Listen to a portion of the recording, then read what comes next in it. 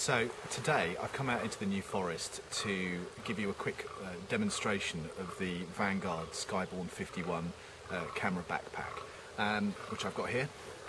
You may pick up possibly in the background some other noises going on. This is very much a real in the field test. I've got two quite large fallow deer bucks calling away to each other in the background, but I'll try and ignore them unless something really interesting happens, in which case I might jump up and run over to see what they're doing.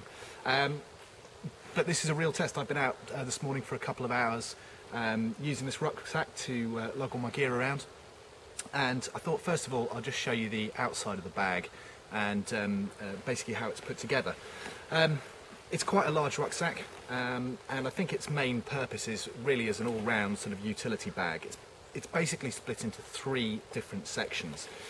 First of all, you've got, if I show you from the side, you've got this section here, which, if I just open up quickly, unzips and has got room for a laptop.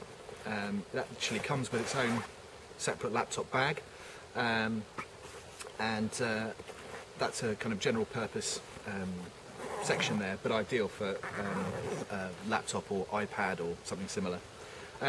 We've then got on the top of the bag a kind of wide open space, which, as you can see here, I've chucked a drink into, but would easily fit snacks, drinks, a big lens if like me you're doing wildlife photography and you need to carry that stuff around. I'll show you why that's quite important, having that large space, in a minute. The reason being, the third section of the bag is actually accessed slightly unusually from sort of behind the straps here, which did take me a little while to get used to initially, just because you've got to make sure you've got the straps well out of the way in order to access it. But it's actually quite handy. Because if I just unzip this, you'll see that inside this area there is what you would expect from a traditional camera bag, a section for lenses, various gear with dividers, so that you can fit everything in. Now, according to Vanguard, this is designed to take up to a 70-200 f2.8 lens with the body attached, which I've tried and it does, but what you won't get in here is a large super telephoto, a 500 or 600mm lens attached. So that you can access this section a little bit more easily, there's also a quick release panel on the side, which I'll show you. Okay, so let's just take a look inside the main camera compartment. As I said earlier, these zips at the side here, just move the straps out of the way, they unzip down nicely and allow you a nice full access into the main body area of the bag. These dividers, as you would expect from a camera bag, are Velcro, so you can move them about. You can take ones out if you don't need a particular space, or you want to create a bigger area for something larger. But in here I've got my camera charger, I've got some filters, I've got a flash gun, I've got my wide angle lens and other accessories, and everything's fitting in there really nicely. So on the side of the bag here, there's a couple of little extra pockets. One here, which is a small utility pocket, just for filters, memory cards, anything else like that. And then here on the side, the whole panel opens up. Again, nice little touch, there's actually a specific memory card pocket there. And you've got a quick access into the main body of the bag. So normally you'd have your camera body in there with the lens able to take up the full width of the bag, and the camera body right there, so that you can take that out nice and easily. I wanted to talk a little bit about the general portability and quality of the bag, which I have to say I think is absolutely excellent.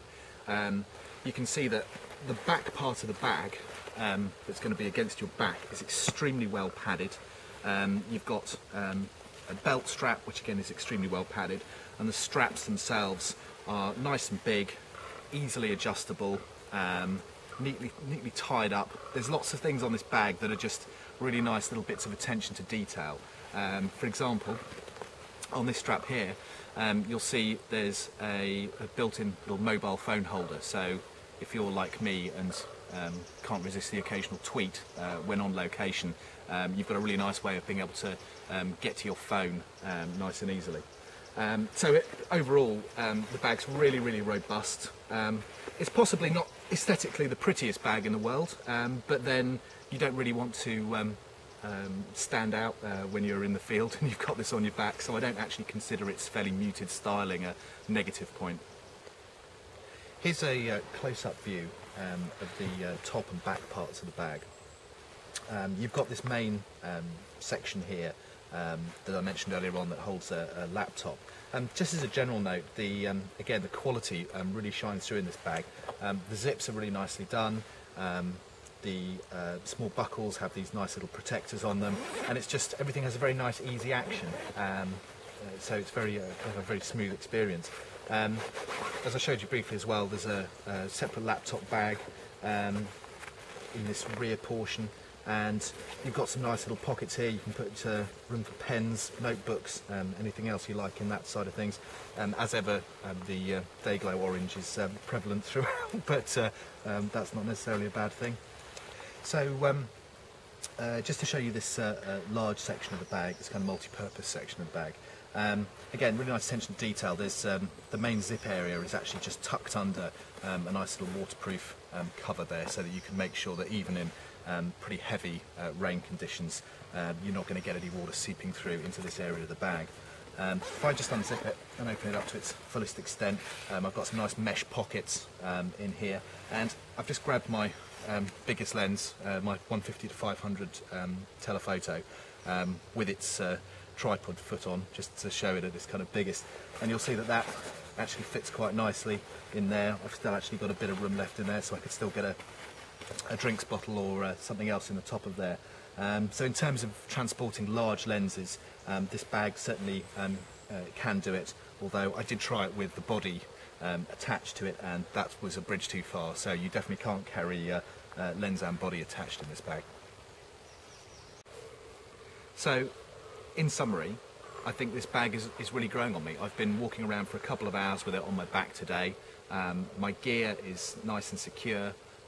The one thing I thought I was going to find as the negative point to it, which is the fact that I can't attach my large super telephoto lens to it and actually carry that attached to the body in this lower section of the bag, actually hasn't turned out to be a negative at all, because when you're travelling to a location, you're not necessarily stopping to shoot on the way. The way that I normally work is that I'll travel to a location, I'll probably have a hide with me, I'll get that set up, so I've actually got the opportunity to put my gear together on site. So the fact that I'm travelling with probably the big telephoto in this top part of the bag, the rest of my gear down in the camera body and the other lenses down in this bottom part of the bag, isn't really much of a negative at all. And the big positive is just that it's so comfortable.